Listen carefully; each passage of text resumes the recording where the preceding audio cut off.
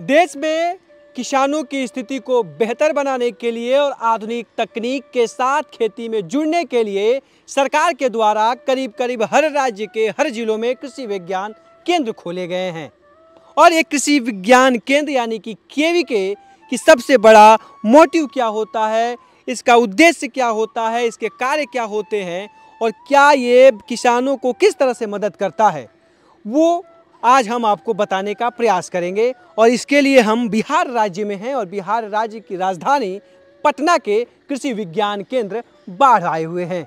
और इस बाढ़ कृषि विज्ञान केंद्र में जो हैं, इनके जो इंचार्ज हैं, जो हेड हैं, डॉक्टर रीता सिंह जी, हम उनसे मिलेंगे और पूरे इनके अब तक के जो इस सफ़रनामा रहा है कृषि विज्ञान केंद्र का, वो कितना प्रगतिशील रहा है और कितना बदलाव हुआ है, उसको भी जानने का प्रयास करेंगे। तो पहले पहचान करा दें आपको, तो मैम हैं डॉक्टर रीता सिंह जी हैं, जो कृषि विज्ञान केंद्र बाढ़ पटना की हेड हैं। और मैम से जानकारियाँ लेते हैं और पूरी जर्नी भी देखते हैं पटना के बाढ़ कृषि विज्ञान केंद्र का। आप देखिए भी कि कितना सुंदर है और क्या क्या व्यवस्थाएँ हैं। मैम, कृषि किसान तक में आपका स्वागत है। बहुत बहुत धन्यवाद। राज्य में हर जगह है कृषि विज्ञान केंद्र, बिल्कुल हर एक जिले में एक कृषि विज्ञान केंद्र की पटना स्थापना की गई। कृषि विज्ञान केंद्र की क्या रही अभी तक से जर्नी और क्या रहा, इसका मोटिव क्या था, इस जिले के लिए यहाँ पे खोलने के पीछे का क्या कारण? कृषि विज्ञान केंद्र हर एक जिले में खोलने का मकसद ही है कि किसानों के चेहरे पर खुशहाली कैसे लाया जाए, कैसे किसानों को खुशहाल किया जाए। जैसे खेती बाड़ी 20 साल पहले भी हो रही थी और आज भी हो रही है, लेकिन डे टू डे हम देखते हैं कि समस्याएं बढ़ रही हैं। मेरा जैसे पहले की पुरानी पद्धति थी और आज टेक्नोलॉजी डे टू डे नया हो रहा है, तो ये सोचा गया कि किसान भाई पीछे न रह जाए, उनको day to day new technology जो है उससे कैसे हम अवगत करवाएं, अपडेट करवाएं। इसके लिए कृषि विज्ञान केंद्र की पूरी जिम्मेदारी है, जो कि ये कृषि विज्ञान केंद्र निभा रहा है।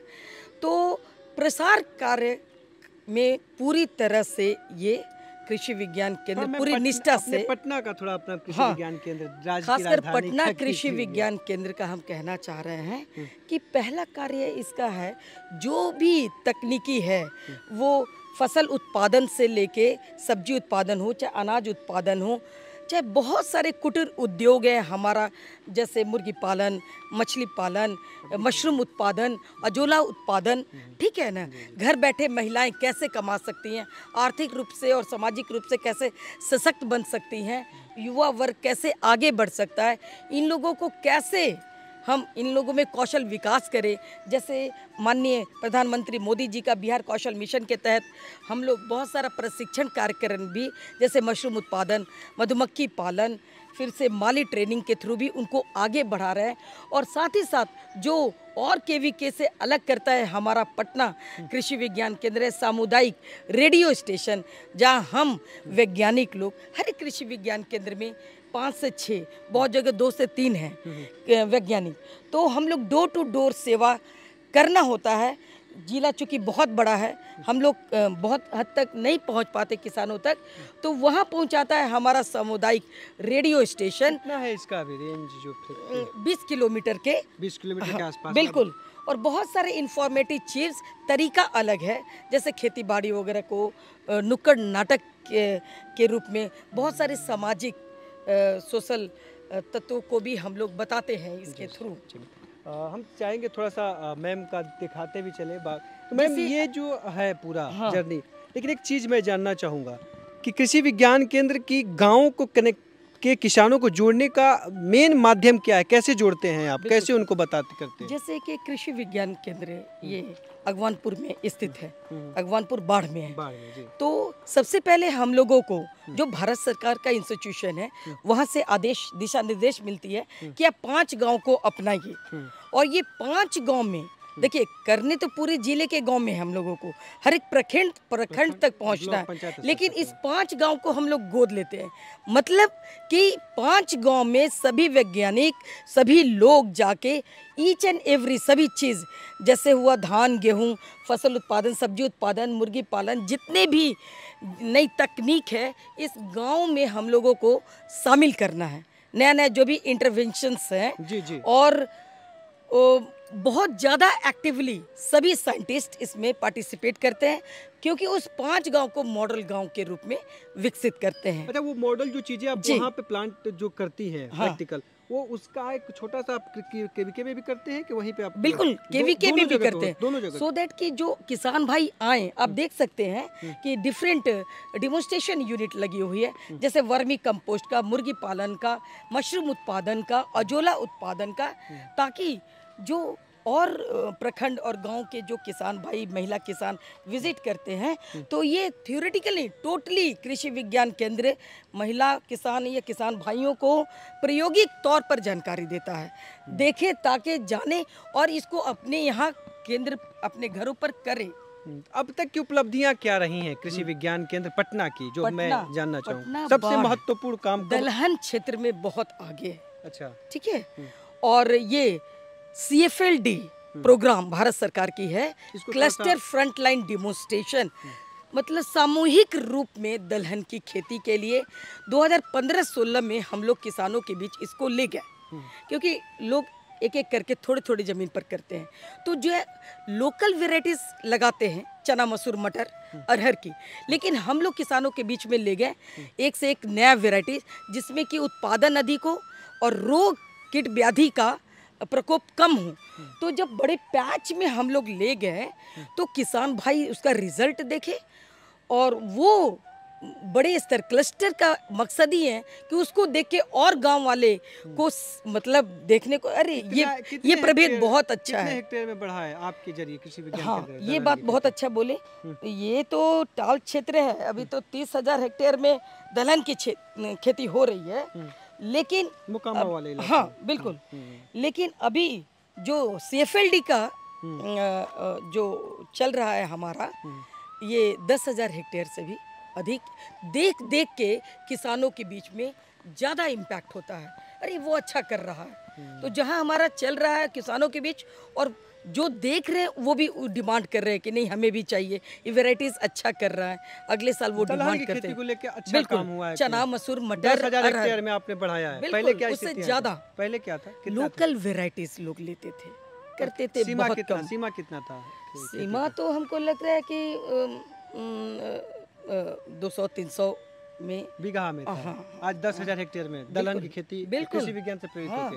अच्छा। अब वो भी कोई वेराइटीज जो है ना, सब लोकल वेराइटीज, अब उनको नए वाले जो हैं उनके बिल्कुल उनको दिया जाए। और क्या रहा मैम कुछ? दूसरी है हमारी, एक तो दलहन के क्षेत्र में काफ़ी अच्छा कर ही रहा है, इसी में हम बताना चाहेंगे खेसारी, जिसमें कि बहुत बड़ा अचीवमेंट रहा। खेसारी जो देख रहे हैं आप, अभी देख रहे हैं ना क्लाइमेटिक कंडीशंस, मौसम अनुकूल जो परिवर्तन हो रहा है, तो बहुत एडवर्स कंडीशन में खेसारी पहले लगाते थे किसान लोग, लेकिन उसमें लेथाइरिज्म के कारण लोग अब उसको छोड़ रहे थे उस खेसारी को। कि जो पैरालिसिस वगैरह लंगड़ापन, जो इवन लोग पशु को भी, गाय भैंस बकरियों को भी नहीं देना चाहते हैं, क्योंकि उसमें भी वो इंसिडेंस आ जाता है। लेकिन हमारा जो विश्वविद्यालय है रतन और प्रतीक, ये 2 प्रभेद है, विश्वविद्यालय के कृषि विश्वविद्यालय, तो ये किसानों के बीच ये दोनों प्रभेद को ले गए, और ये जो खेसारी जो छोड़ चुके थे हमारे किसान भाई, जब हम लोगों के बीच में ले गए, तो इसको फिर से वो जीवित हो गया हमारा खेसारी। और ये जो लेथारिज्म जो है ना, लेथारिज्म वो खत्म, वो जीन जो है ना वो कम हो गया, उसमें ना के बराबर शून्य। अब कितने एरिया में हो रहा है अभी? तो अभी जो बीच में तो बहुत कम, ना के बराबर थोड़े बहुत जो उगाते थे, अभी तो हमको लग रहा है ये 8,000 हेक्टेयर से ज़्यादा में जा रहा है, ये किया जा रहा है। हाँ, तो ये दोनों प्रभेद, ये नए जो खेसारी और उसका लेके आपने रतन और प्रतीक दलहन की खेती को लेकर 2 चीजों में कृषि विज्ञान केंद्र पटना का काम किया है। और तीसरा जो है हमारा मशरूम उत्पादन। अच्छा, मशरूम उत्पादन, जैसे बहुत सारा स्पेशल प्रोग्राम होता है, शेड्यूल कास्ट सब स्पेशल प्रोग्राम होता है, ठीक है ना, बहुत गरीबी नीचे तक है, जो बहुत सारे सामान नहीं लगा सकते हैं खेती बाड़ी में। कितने तक हो चुका मशरूम में? कितने लोग जुड़ चुके हैं मशरूम में? 15-18 से अधिक बड़े पैमाने पर कर रहे हैं जी, बड़े पैमाने पर।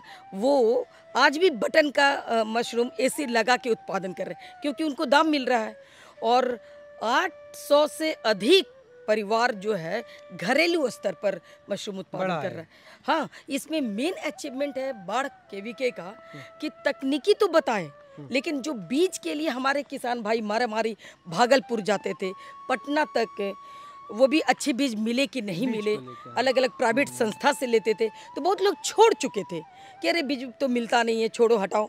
लेकिन ये बीज उपलब्ध कराया कृषि विज्ञान केंद्र बाढ़ पटना ने, और लोगों के बीच में एक जीविका का साधन बन गया है हमारा मशरूम उत्पादन, जो काफ़ी प्रोटीनस डाइट है, पोषण के साथ साथ गरीबी उन्मूलन में बहुत अहम भूमिका निभा रहा है। ये कई पूरी जर्नी रही है, ये 3 महत्वपूर्ण जर्नी अभी तक से कृषि विज्ञान केंद्र का रहा है। मैं भी पूरा कृषि विज्ञान केंद्र का एरिया कितना है, कितने एरिया में है ये कृषि विज्ञान केंद्र पटना का? जो मेरा पटना, हाँ, ये जो पूरा, ये हमारे यहाँ तो कल्टीवेबल 14 हेक्टेयर है। 14 हेक्टेयर, लेकिन यहाँ हम बताना चाहेंगे कि अभी तो ये 3 चीज़ में मेजर अचीवमेंट रहा कृषि विज्ञान केंद्र पटना का। लेकिन आजकल जो प्राकृतिक खेती है ना, कि किसान भाई अब रासायनिक खाद को कम ना के बराबर, क्योंकि मिट्टी की उर्वरा शक्ति खत्म हो गई है। आप देख भी सकते हैं, तो जीवा अमृत जैसे गौमूत्र, गोबर, और नहीं जैविक अलग हो गया, वो बिल्कुल गाय के गोबर वगैरह। ये नीम का जो प्रोडक्ट है, नीम, और नीम के साथ गौमूत्र, गोबर, बिल्कुल देसी गाय के, कैसे वो रासायनिक खाद को कम करके और अपनी लागत में कम ला सकते हैं, जो इतने कीमती हैं और किसानों को उपलब्ध होने के लिए कितना मारामारी है। तो ये किसानों के बीच हम लोग कहते हैं कि इसको कम कीजिए, छोड़िए नहीं, कम कीजिए। और हम प्राकृतिक रूप से जो बना रहे हैं बीज उपचार के लिए, बीजामृत हुआ, जीवामृत हुआ, और कीटनाशक के रूप में निमास्त्र वगैरह, उस सब का प्रायोगिक तौर पर, जैसे आप देख सकते हैं, हम लोग किसानों के बीच में इस चीज को ले जा रहे हैं। तो ये पूरी जर्नी रही, 14 हेक्टेयर में करीब पूरा इलाका है। बीज उत्पादन का भी बहुत अच्छे वेराइटीज को भी हम लोग किसानों के बीच में ले जा रहे हैं। पहले अपने प्रक्षेत्र पर करके दिखाते हैं उनको, वो बोलते हैं ना कि seeing is believing and learning by doing, करके सीखो और देख के विश्वास। इसी के लिए ये फार्म और डेमोन्स्ट्रेशन का मकसद है। विश्वास जग गया तो सब कुछ है।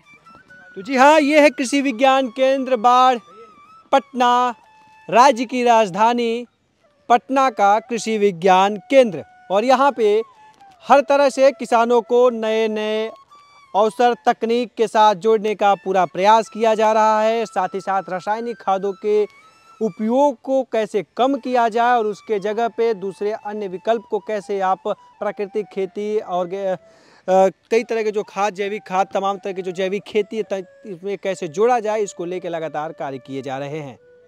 ये था पटना कृषि विज्ञान केंद्र बाढ़ की ज़मीनी हकीकत और इसकी उपलब्धियां। और आगे भी जर्नी में किसान तक आपको अन्य जिलों के, राज्य के अन्य जिलों के कृषि विज्ञान केंद्र की उपलब्धियों के बारे में रूबरू कराता रहेगा। तब तक के लिए पटना के कृषि विज्ञान केंद्र बाढ़ से किसान तक की पूरी टीम को दीजिए इजाज़त। नमस्कार।